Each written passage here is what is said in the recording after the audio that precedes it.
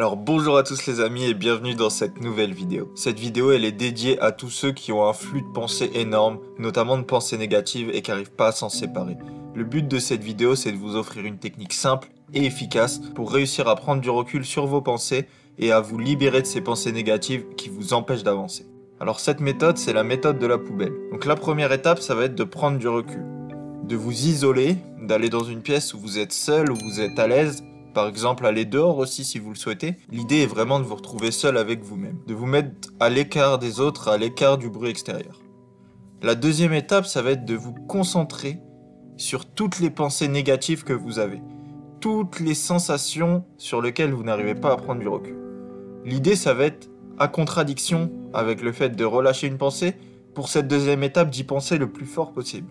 Si vous avez une pensée négative, fixez cette pensée négative, ressentez toutes les émotions négatives qui vont avec, emplissez-vous de cette pensée. Une fois que vous l'avez bien ancré en vous, que vous avez ressenti toutes ces émotions, vous allez pouvoir passer à la troisième étape. Cette troisième étape, ça va être de transférer tout ce ressenti sur une feuille de papier. Donc vous prenez un bout de papier, une feuille A4, peu importe, une page d'un bloc-notes, et vous notez le plus fidèlement possible la pensée négative que vous aviez en tête, celle qui vous empêche d'avancer, celle qui vous empêche d'aller de l'avant, et celle qui vous rend triste. Une fois que cette troisième étape sur laquelle vous notez cette pensée négative est faite, vous allez pouvoir passer à l'étape 4. Cette quatrième étape va être de prononcer haut et fort une phrase qui va vous aider à vous détacher de cette pensée. Par exemple, vous pouvez prononcer haut et fort « Je choisis de penser positivement ».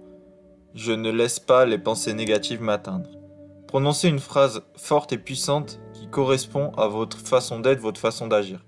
Les deux phrases que je viens de vous donner ne sont que des exemples, c'est à vous de choisir une phrase puissante et de préférence positive qui va vous aider à marquer le pas entre ce que vous pensiez avant et le fait que vous souhaitez oublier cette pensée, que vous souhaitez passer à autre chose. Et enfin, la cinquième et dernière étape de cette technique, ça va être de déchirer totalement le bout de papier sur la feuille A4 ou sur le papier de bloc-notes que vous avez choisi et de le mettre à la poubelle. En effet, le mettre à la poubelle va signifier indirectement à votre esprit que vous le jetez, que c'est un déchet, que c'est quelque chose que vous ne souhaitez plus.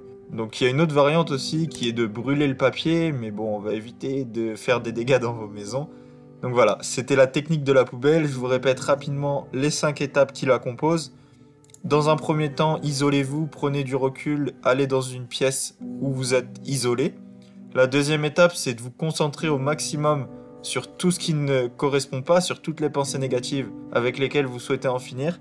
La troisième étape, ça va être de noter toutes ces pensées négatives que vous aviez en tête sur un papier.